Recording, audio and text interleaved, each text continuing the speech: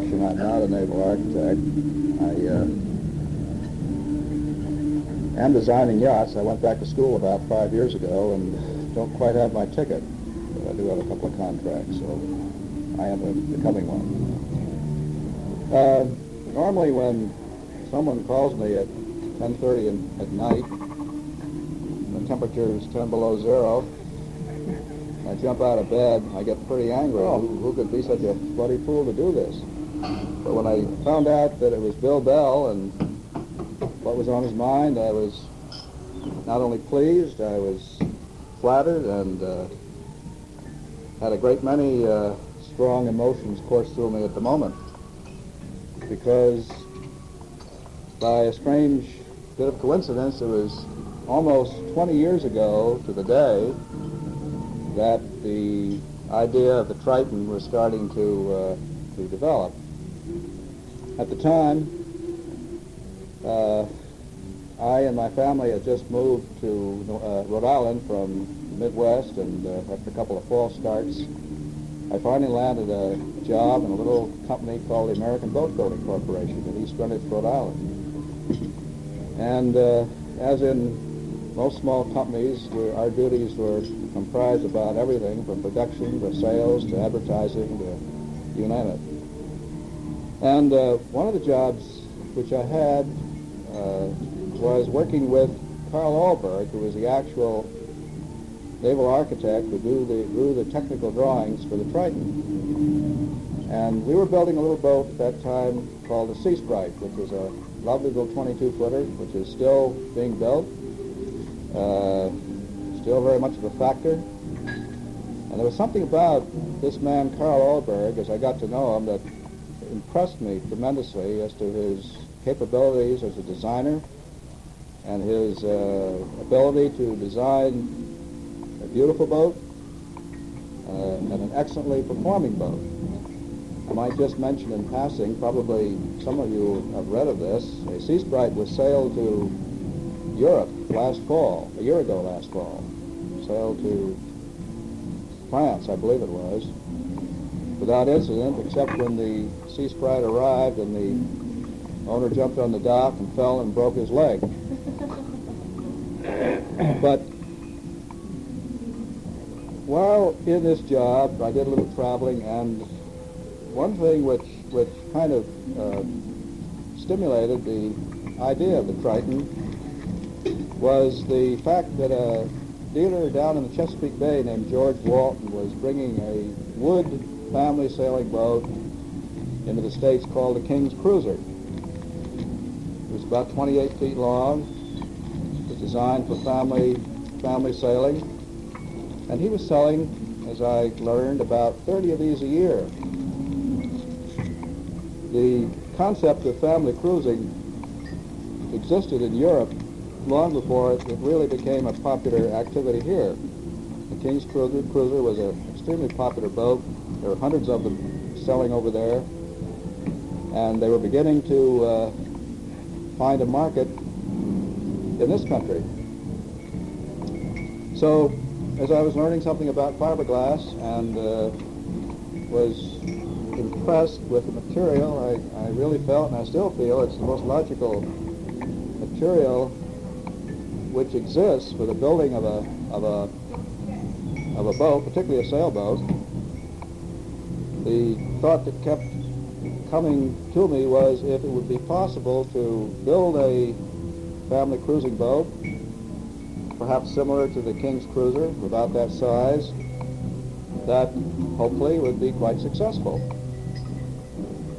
I went to the boss of this little company I was with, and he wasn't interested. At that point, I had some sketches, some rough sketches of the boat, indicating somewhat how it should look, what the accommodations might be. So I then went down to New York to Sparkman & Stevens to see if they might have an interest in actually designing it. Of course, they wouldn't give me the time of day. So I then went to Carl Ahlberg and asked Carl if he'd like to design it. And he said he would. And without having any interest on the part of the firm where I was employed at the time, I started to look around to see if we could find someone who could build it. Went to Cape Cod and talked to Les Goodwin, and he wasn't interested. Then Carl Olberg suggested I call on Clint Pearson, who at that time was running a little company in Bristol called Pearson Plastics. And they were making little rowboats and little outboard runabouts. Well, I don't know if any of you know Clint Pearson, but he's quite a fella, and he has great courage and tenacity and excellent business acumen. And he was very interested. So we worked out a deal, and we went to work. By now it was the summer of 1957, and we were aiming to get the first boat built for the January 1958 New York Boat Show. The boat evolved, and the more I looked at it, the more excited I became, because I felt it was an extremely beautiful hull, and I just couldn't feel more excited and positive and confident that we really had something going here. The boat finally went into the water in December. The boat show was starting in January, and we had our first little comeuppance in that when we launched it across the bay, Everett Pearson and I took the boat out for a little trial run, and as we came back to the railway, I thought the boat seemed to be getting a little bit lower in the water. So I took a look down below, and sure enough, there was about 6 inches of water above the floorboards. We got back to the railway, and the owner had left. It was now dark. The temperature was about 25, I guess. So there we were with a sinking boat, and the boat show just around the corner. So it was decided that I would remain on board, which I did.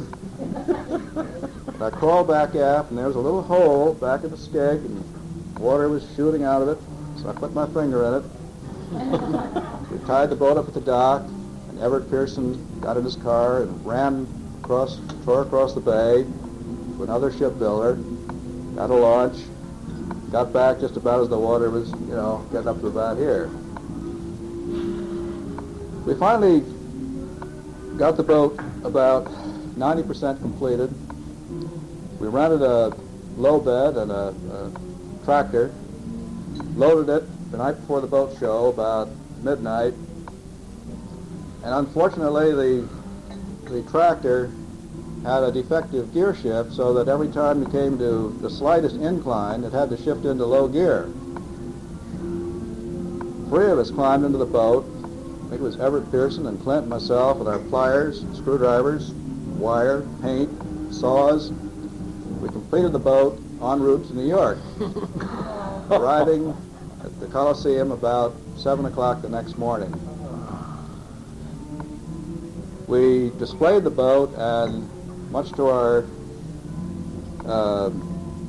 delight and surprise, it was the hit of the boat show.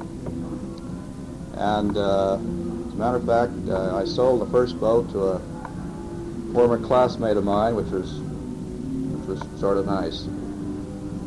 We brought the first Triton out, this is going to kill you, I'm sure, and sold it for $8,950 complete. Number 1 boat. The boat really started not only the success of the Pearson Yacht Corporation, which today, as you know, is owned by Grumman Aircraft and is, I believe, the largest and most successful in terms of dollar volume of producer today, but I think it kind of provided the impetus for the whole industry, which took off from that point, and as you probably know, has grown into a fairly substantial activity. That essentially is how the boat evolved. I thought perhaps I could tell you a few incidents which occurred along the way, some of which I wouldn't wish to happen to my worst enemy. The number 2 boat, and I think this is the one that you were, Mr. Dobbin's boat, and I'm pretty sure it was his boat, was sent down to the Annapolis Boat Show, where it was publicized to a great extent by the dealer down there, a good friend of mine named Henry Schufelt. And people came in droves from Washington, from Baltimore, from Wilmington, from all over to see this miracle of technology, this marvelous boat that didn't leak, had dry bilges, etc., etc., etc. When the boat was loaded, the workmen unfortunately tilted it so that it was down at the bow, and for some reason which we today don't understand, put corks in the cockpit trays. The boat ran into a downpour en route to Annapolis, a cloudburst actually, and of course what happened, the water built up into the cockpit, built up to the companionway, and went off into the boat. And the boat arrived, all the people clamored around it to look at this beautiful thing, and Captain Schufelt climbed up on the truck and proudly opened the hatch and looked inside, and lo and behold, there was 5 feet of water, all the mattresses floating around, water dripping out of the light bulbs. The telephone started ringing very shortly after that. I got quite a lecture. Another thing that happened, and I want to assure you that many of the things that happened in those early days are problems that we solved. But when we started to make our own rigging, we made the mistake of buying a sledging machine, which is a machine which secures the trulock, the metal piece, to the actual rigging. And what we didn't know was that when you bought this particular type of sledging equipment, you had to buy a particular matching type of trulock, or else it didn't work. So we made all this rigging, put it on the boats. One day I was in the office and my phone rang, and this boy said, "Tom?" I said, "Yeah." "This is so-and-so." I said, "Yeah." He said, "Well, we really like your Triton. Had a great sale, but we had a little problem." I said, "Oh, what was that?" He said, "Well, we were sailing into Larchmont, and the wind was blowing about 25 knots, and all the people were out on the dock watching us and admiring us." He said, "All of a sudden, everything went boom, overboard." We had about 80 boats out that spring with this rigging. We weren't sure where they were or who owned them, but we got on the telephone and we called up every single owner. We were up day and night doing this and explained the problem to them, and we replaced all the rigging. We had another experience with the Woolsey people who made the paint we were buying. At that time, and even today, there's a great lack of knowledge about the compatibility or incompatibility of many of the chemicals and so forth that go into the paint and into the resin that bake the boat. So we put this particular type of Woolsey bottom paint on about 80 or 90 boats, and all of a sudden one of them started to erupt into little pinhead blisters, thousands of these things all over the bottom of the boat.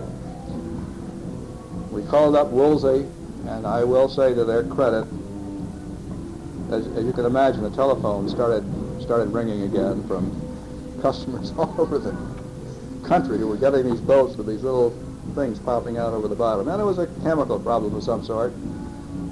But Woolsey made good. They paid for having all of the boats scraped, repainted with a proper paint.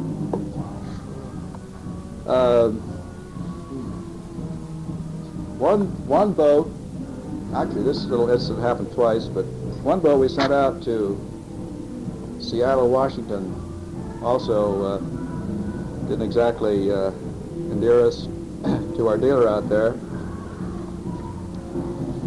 The boat, while it was being built, this dealer also had issued a great deal of publicity, and a lot of people arrived on hand to see this marvelous bit of technology. And this particular boat, when it was being built, one day one of the fiberglass men who was working in the bilge had to leave, and he was having lunch inside the boat. So when he left, he put his ham sandwich down in the bilge. And the fellow who followed him didn't see it. Fiberglass right over the ham sandwich. And when the boat arrived in Seattle, Washington, and the dealer lifted up the floorboards, there was this beautiful ham sandwich encased in this translucent fiberglass. We also had a boat where this was done with a cigar. So we had our problems.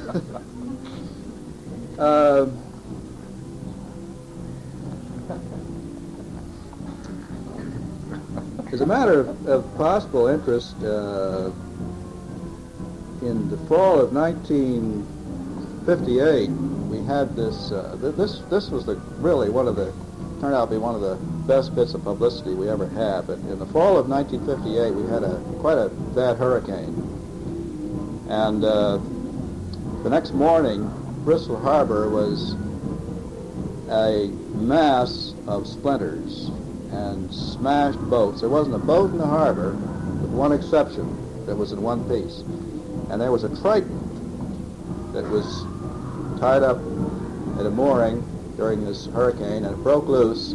And I don't know if you're familiar with Bristol Harbor or not, but there's a seawall that runs for about 3/4 of a mile down the shore, and the Triton hit the seawall and pounded down the seawall all the way from the upper to lower end of the harbor. It must have gone 3/4 of a mile hitting the seawall. And when it came to rest outside of the rudder, which of course was smashed, and the aft part of the keel, the skeg, which in the early boats was a separate piece, as perhaps some of you know, was smashed. But beyond that, and except for a lot of abrasions on the hull, scratches and so forth, this is the only damage, except for water, of course, inside the boat. It was done to the hull. And we called up Owens Corning, and they had their photographers down there about the next day, taking photographs and writing releases and so forth. And it was a great plug for the material.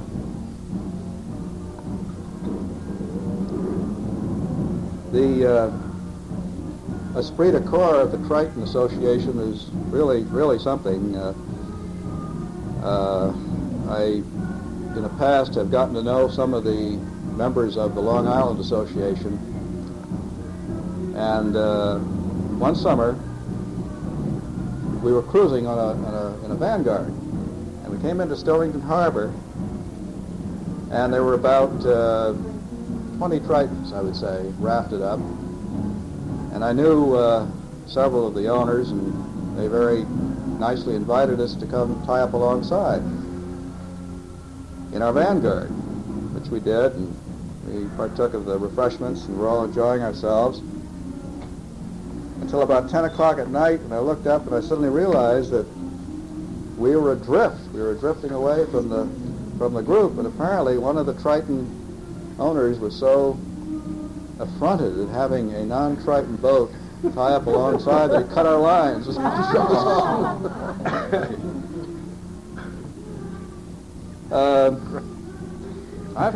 We've had 3 Tritons ourselves, and we enjoyed them tremendously.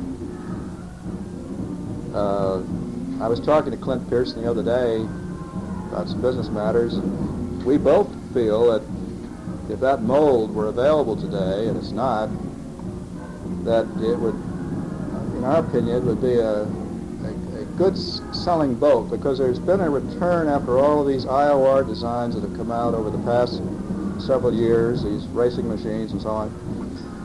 There's been a kind of a rebellion, I think, against these extreme designs, and more really bona fide cruising boats are being built. And I think the Triton will if it were being built today, would do very well. And I think the proof of that lies in the fact that after 20 years, here's a boat which is still very actively used and well known, and has been a good investment, as I understand it. Well, that's about the story of how the Triton evolved and a few of the problems we had while building it. I don't know if you have any questions that I could answer about the boat. I'd be glad to try if you do. Yes, sir. I hear that I'm a new Triton owner, and I hear that the Triton was built initially over safe. Is that true? I mean, not over safe, but well, I know. Built with additional strength that is not in boat today. Can you speak about that a little bit? Well, I think the fact of the matter is that I was mentioning this to Bill earlier, that Clint Pearson. Well, let me go back one step further. I went to a symposium for naval architects down in Annapolis a year ago last fall, and they had a big talk on fiberglass construction, and the consensus was, when they all got through, that really no one knew the real answers to this material. You've got all kinds of scantlings that have been developed, like Gibbs and Cox have their scantlings, and Owens Corning have their scantlings. A lot of naval architects have their own theories about it. I think in the case of boats that Clint Pearson built, I think Clint has always leaned on the safe side and has, if you will, overbuilt the boats to an extent, the hulls. He still does that today with his Bristol Yacht Company. But boats seem to stand up, and as there are still, I think, some unknowns about this material, why not lean on the right side? I've heard some terrible stories about some of these boats that have been built, what happens to them. Practically put your finger through some of them. But there has been a change in the Triton through the years, has there? Well, I think so. I left Pearson Yachts in 1967, and at that time we were still building the Triton, but Clint Pearson had also left, and the Grumman people were sending their so-called experts down. And I think perhaps if there was a change in the hull structure that had occurred at that time, they may have tried some new ideas. When you showed the first Triton at the first boat show, was it the only fiberglass boat in the show? No, there was one other called, I think it was built out in Cleveland. Gosh, I can't think of the name of it. Ray Green's boat? Yeah, Ray Green's boat, right. Well, was that the first year for fiberglass? No, it wasn't. It was the first year, I would say, for a fiberglass boat that was was designed to be built and sold in any real volume or production. Now, Ray Green had a fiberglass boat. It was designed by Sparkman and Stevens, as a matter of fact. Is that the Tartan? No, not the Tartan. I just can't think of the name. It was a 25-footer. I think she was a little bigger. I think she was around 27, 28, but she was wasn't very pretty. Yeah. And, Didn't they build Tritons on the West Coast, too? yes, we did. How many hulls altogether? On the West Coast, Altogether, East Coast and I'm not sure of the exact number. My understanding it was something under 800, late 700, 780, 790, something like that. Yes, they did. They built them on the West Coast, and we found it was still cheaper to build them in Bristol and ship them after our experience out there. As a matter of fact, one rather interesting thing happened out there. We were building the Allberg 35, and the mold was getting kind of worn, so we scrapped it. And we instructed the man at the junkyard where we took it to burn it, to get rid of it, which he didn't do. And some very enterprising young man came along and bought the mold for $25 and fixed it up and started the Erickson Yacht Company. You know, This is the Triton mold? no, this was the Allberg What 35. happened to the Triton mold? They were, Grumman destroyed them. Because, see, when Bill Shaw became general manager, all the design work was turned over to Bill Shaw, who was a naval architect. Right, yeah. And they wanted to stop paying Carl Allberg royalties. Carl Allberg did quite well on his designs, very So well. was that the end of making Tritons?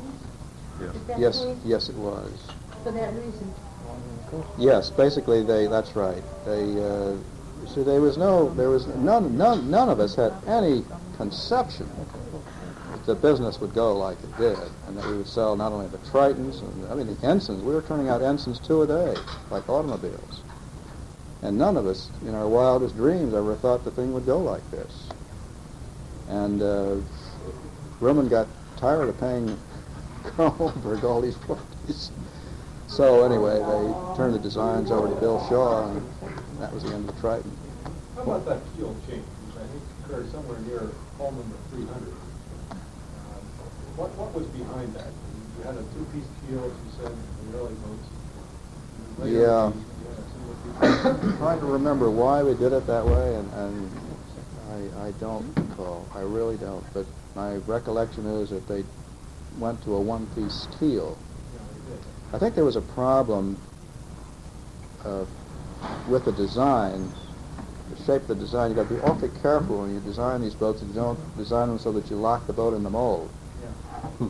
And I think possibly the design of the aft end of that keel may have been such that it locked, so they had to do it separately and tack it on afterwards. Then they redesigned it a little bit. Was the Triton a 2-piece mold? The Triton was a 1-piece mold. Yeah.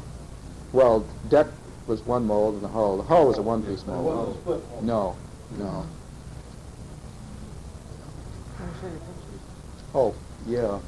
There's a picture, one picture here that I think is a marvelous, I'll just leave it on the table here if you'd like to look at it. A marvelous picture of the Triton. I don't know if you can see this or not. This was done by the Saturday Evening Post. I think it was in 1962. They did an article on fiberglass sailboats, as I recall, and they very kindly sent me a print, and Clint and Everett Pearson, I think, a print of this Triton. It was taken down in Florida someplace. I think it was taken from a helicopter, but it really kind of captures the appearance of the boat and the feel of sailing. And for the ladies, you might be interested in this needlepoint. My mother did. A needlepoint Of a Triton. Yeah, it was done from a photograph. No number. Oh, but this little, it was rather a Not little. buying a store at the pit, can you? She had it designed in the needlepoint, I forget the name of it, it's Guild in Boston. They did it from a photograph that some friends of ours took. Photograph and they Yes. do it for you. They painted. I guess They they did the painted painting. on it. Don't they painted? I don't know much of a needlepointer Yeah. myself. We had a rather funny run-in with Merriman, the fittings people, when we were getting started. You notice the insignia here is very close to Merriman's. We got a call from their legal department and said we couldn't use a Trident. And I said, well, it isn't a Trident. He said, what is it? I said, it's a Dudent. It's only got 2 prongs. So that was the end of that. That caused me a lot of trouble. Yeah. Oh. Our first advertising went out, I and don't think it did have a it's, Triton. I was hoping you wouldn't remember that. And because of that, Ted Hood had the first advertisement. And I ordered my set of sails from Hood, and it came back with The Triton. the Trident. And I called up Ted and I said, hey, what the hell's wrong with you? Oh, quite Student. And he sent me a copy of your first advertisement. He said, well, that's what I used. And there it was. Well, you're right. That was a painting, the first ad. The fellow had a Trident on the thing. We also had a little run-in with Walter Cronkite's publicity man. The telephone rang one night after one of those days. He wished it never had happened. And phone rang, and this fellow wanted to know if a sales manager was around. And I said, yeah, you're talking to him. He said, well, I'm suing you for, what, $500,000.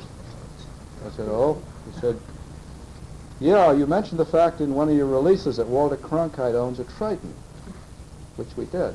We sent out little releases now and then. We just thought it was, might be of interest to people to know that Walter Cronkite had bought a Triton, and his agent called up and was going to sue us for using his name. So I didn't sleep very well that night. The next morning I called up Walter Cronkite myself, told him what had happened. Said, oh, he said, forget about him. No paying any attention to him. He's just a little overzealous. He was very nice about it.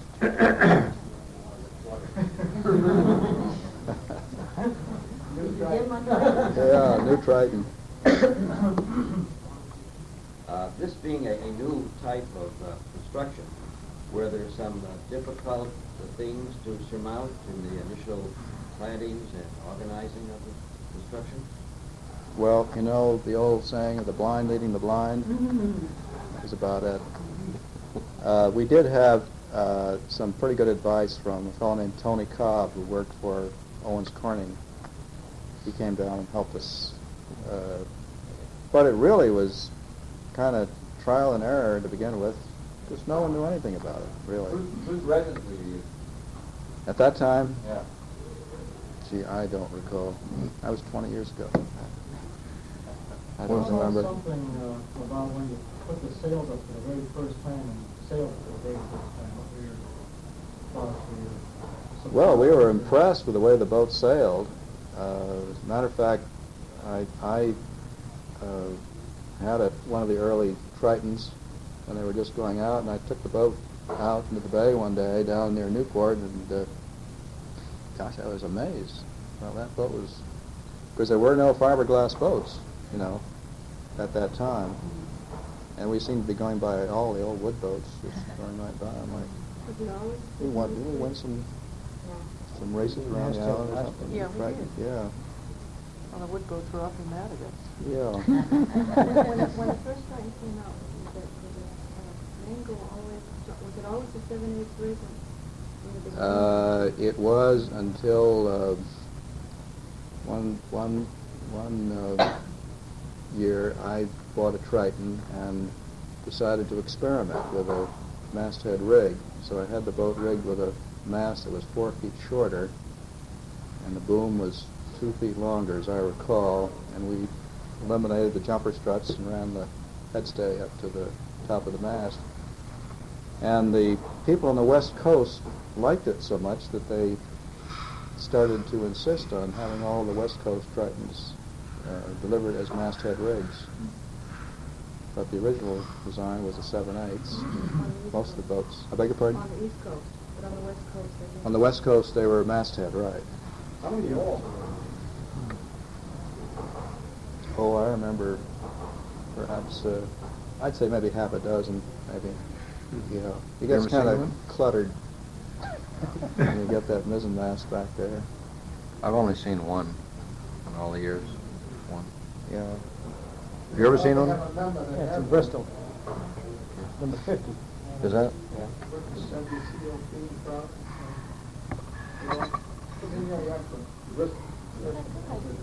That's number 50. Number 50, right? Campbell. Bill Campbell. I don't know whether the name Peter Katzenbach means that. Yeah, Pearson. Yes, I He know. told, I went down there to pester him. I've been down there numerous times to pester him on all the picayune stuff like screens and so forth, and reluctantly he'll go back to the back room and you know, you'll get it out and charge me top dollar. So I happened to ask him one day, you know, will you build Tritons? You know, will anybody build a Triton anymore? He said, yeah, if we get an order for 6 boats. You say the mold is destroyed. Well, I thought it was. I could be wrong, but According to Peter, according to Peter Well, I'd like to get hold of Kassenbach, it. he says if he gets a firm order for 6 boats, he'll He's not he down can do there. something. Now Peter doesn't call the shots. He's what, customer relations manager or something. He was. I don't No know. more. Yeah, What is he now? warranty? He handles the warranty. That's how you can do it. That's what. Does he handle the warranty problems or something like that? I don't know. He's some customer did, relationship yes. manager or something. Last time I was down there. Well, maybe they do have it. I thought they'd gotten rid of it. The other thing I wanted to ask you about, I'd love to get hold of that mold myself. yeah, boy. Let me ask you a question. What would you figure at today's prices it would cost to manufacture a Triton? Including In the other words, tool. you mentioned 8,900 back in, when was it, 1957? 1958. Yeah, it's 1958? 57, 58. They're building it, yeah. Including the tooling or just the hull? Just Well, the boat proper? basic boat with working sails, like you used to say back in 1957.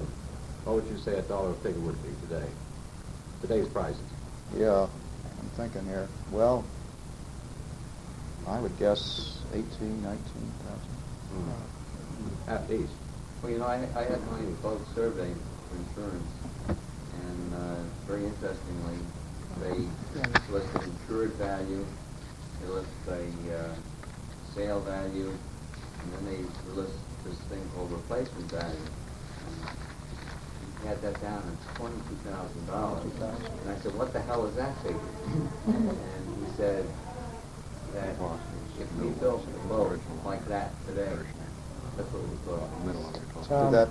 Let's go to him claims 30,000. Yeah, I can believe it. We have a young lady who works for John Alden here. You probably have some ideas on that.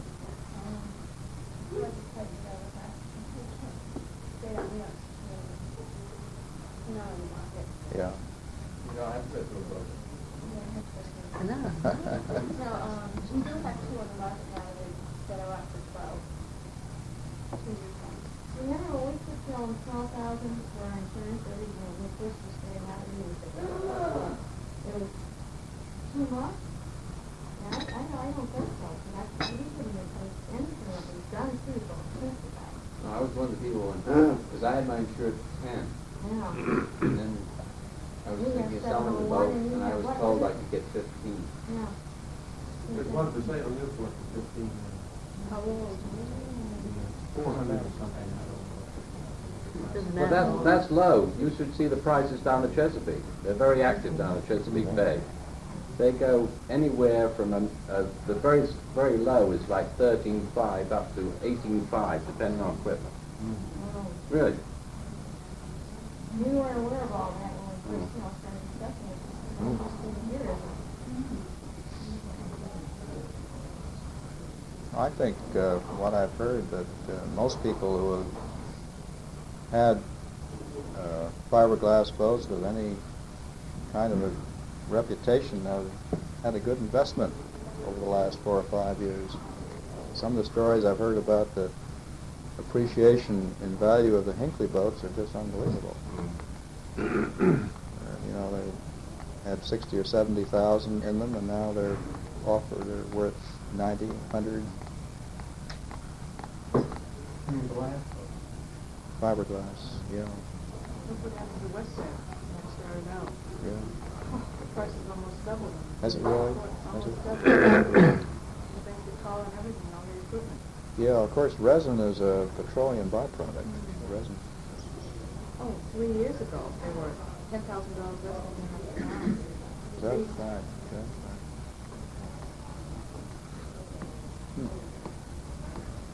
Can you tell me what is the advantage of a 7/8 rig versus a full head, you know, full rig? I don't know really.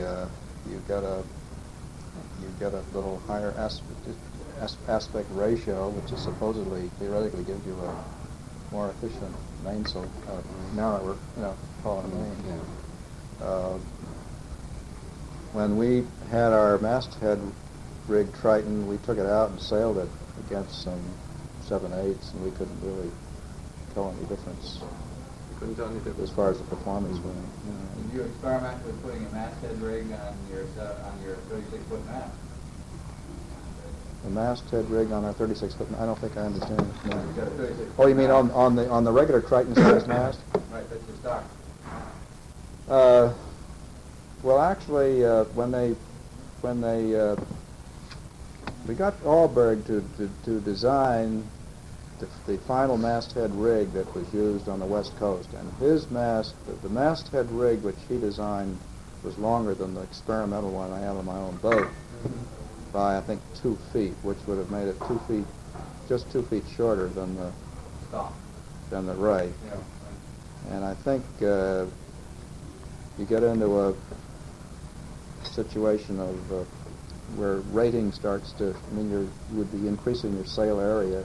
You start maybe doing something to the rating that you shouldn't. You may hamper its capabilities when it's blowing hard. And the West Coast, particularly up around San Francisco, it blows pretty hard out there. So also in your original masts were extruded out of a lesser gauge than the subsequent mast, if I remember correctly. It was a different alloy. I don't recall. But, Yeah. It was a different alloy, but I guess 60. it didn't increase the gauge. It did increase the gauge. Could be. I don't recall. They increased the thickness, wall thickness of it. Yeah. Well, I think so. You look at the early boats, a couple around the yard, I think it's Ken Napke, that somewhere around 300. Well, we had some problems there for a while with the original spar, and we had to send out some extra rigging. Lower case, right? Lowers. Forward lowers, forward. right, because the mast was whipping too much, and Insurance companies got tired of paying the price of yeah. Well, there's a lot of things people don't know in this area. You probably read in the paper about 6 weeks ago where Ted Hood lost his spar on his 12-meter up in Marblehead. He was the greatest designer of spars in the country, so supposedly. That's what Ted said. If you look at the new spars, the weight aloft is perceptibly heavy. Yeah, 300, I guess, is roughly the line. yeah. My recollection was they increased the forward and aft length on that spar Yes, I think so. to eliminate the whip in it. And weren't the earliest ones tapered at the very top? I believe so. Yep. section? Yeah, they were. And the later ones went straight on up. Were there any boats made that were seal step? They all deck step. They were all deck step.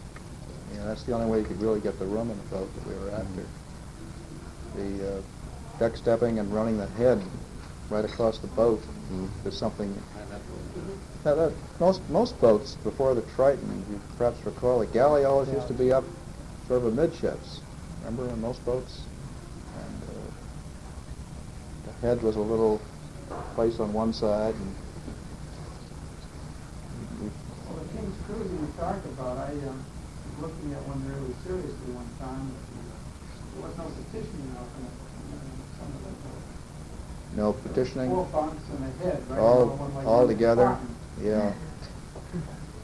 Together. Well, she was only, 28 feet, wasn't she? And Narrow. very narrow, yeah. And very light and very tender.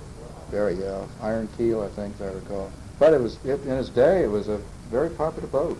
It sold a lot of them. For those of us who are getting nervous about aged motors, would you, when the time does come that you have to repower, would you consider some of the two-cycle diesels that are being talked about now, or would you just stay with the good old Atomic 4? Have any thoughts there? Well, not really, except that I'm doing some work for Bristol Yachts now, and we were discussing the relative merits of the Atomic 4 and the Westerby their small diesel, and as I understand it, the price of the universal and the diesel are getting quite close. Mhm. You know, we used to buy a universal for $800, and the diesels used to run 2,000 or 3,000. Sure. Now they're getting close, so that if you could get one that would fit, this is always a problem because the diesels, as you know, are quite a bit higher. Might not be a bad idea. We have a member with a 2-cylinder diesel. I remember talking. I think it might be Mr. Enderer, though. Someone new member. Tritons have been repowered with both the Fairhaven, the small Fairhaven diesel, Uh-huh. and also the Volvo MD2. Yeah. As I went up to buy some replacement parts for my fuel pump, atomic force, I was talking to a fellow in Hanson, a market, the marine engine repair shop. He confirmed what I found out earlier on the phone, that Westerbeek is no longer handling the atomic force distributors.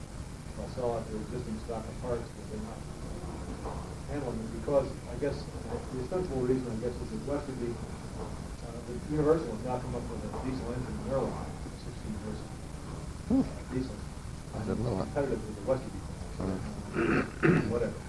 But the really interesting part of that story was that Hanson indicated that An atomic 4 yet. I haven't heard of it. I expect it could happen. But, Marvelous little engine. yeah, it wants to go.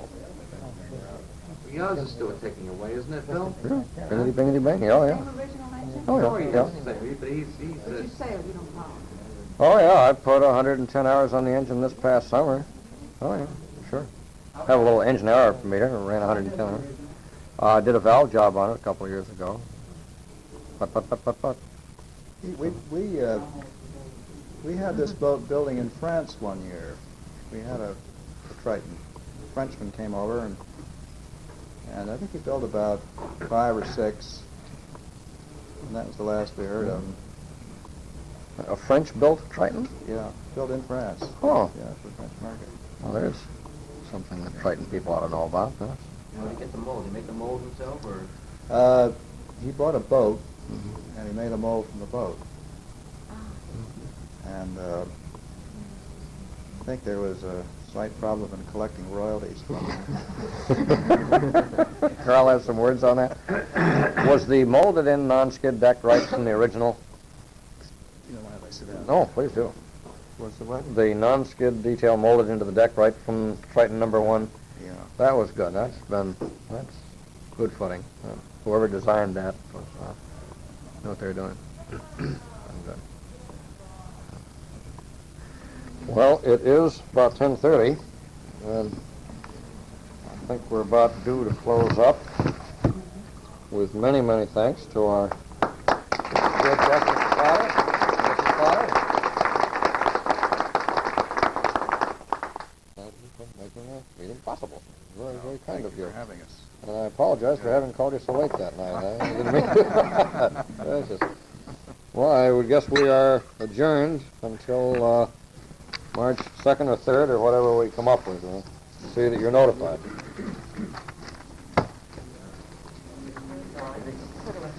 I don't do these points myself, so I don't know, but Yes, sir. Yeah.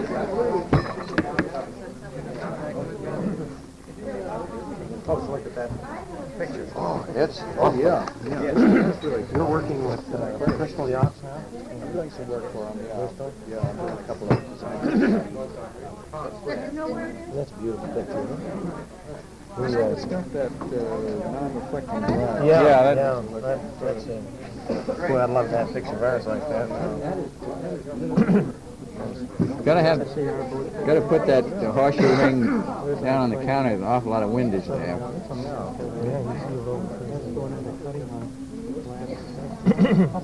Number 300. Oh, that's number an old- 300. Oh, that's a young boat. She is a pretty boat. I think I'll get one of those. Yeah, I remember saying, now you know why I'm afraid. I just looked at that picture and I felt the way I felt every time that Triton yield.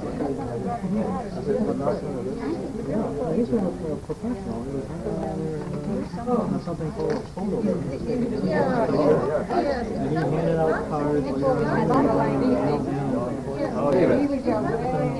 Handsome. Beautiful. Right, it's already buzzed.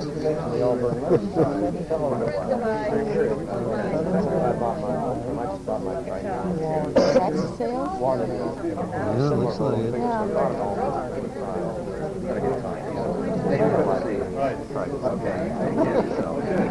It's the same design, basically it's scaled up, but it just doesn't perform like the Triton. What happened?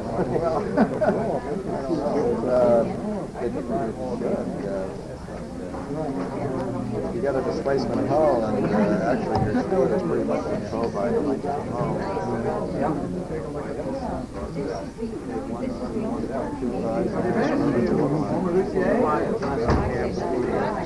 I feel bad about Tom. I was trying to figure out what the hell he was doing to call me at that time. And I said, well, I'll just call him now. I said,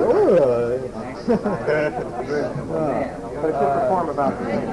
Oh boy, they're really bombing up. Isn't that a great shot? Yeah, it reached, that's for sure. The Vanguard built No, it's the very almost same on a beat, no? plans, only larger. Well, the wave seems to be coming this way, but look at the water action. That's very familiar. It looks so very similar. That's a fantastic shot. Close reach, maybe? Yeah. Close reach. We were in Washington before we just came up.